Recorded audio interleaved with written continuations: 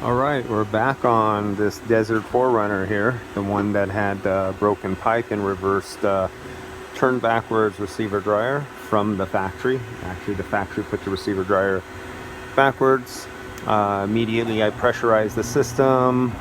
Of course, I checked for leaks, and they had to custom weld on this little U-bend 90-degree because they didn't have one down at the local radiator and air conditioning shop, the last one left in our area. They put hose. This was metal before, so they just replaced it with hose. And the customer put on this little metal bracket here because this was just floating in there. They have no sort of bracing or bracket in there holding the receiver dryer. It was literally floating.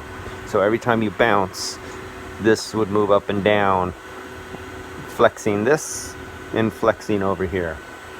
Intelligence. From what I can see, they possibly could have had a receiver dryer in here that was a little bit bigger before, and they ran out of them and they started using the smaller. They put no bracket in there, and I could possibly maybe see that they had a clamp that would go over these prongs right here, and I think there's 4 of them or 3. Yeah, 4 of them.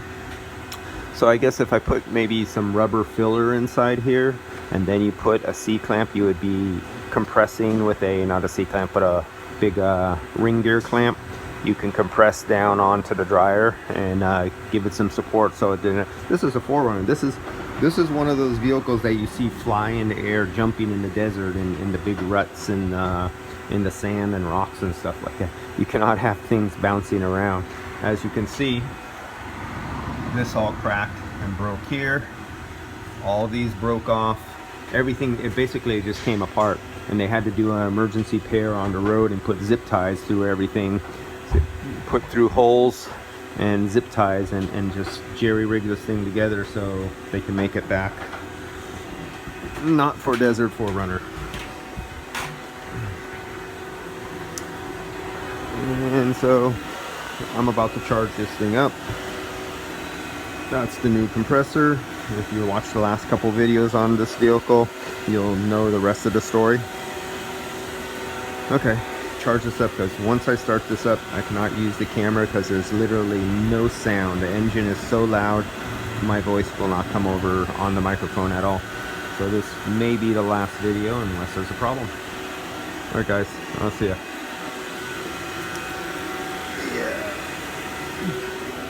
Definitely some suspension there. Oh yeah, we got travel.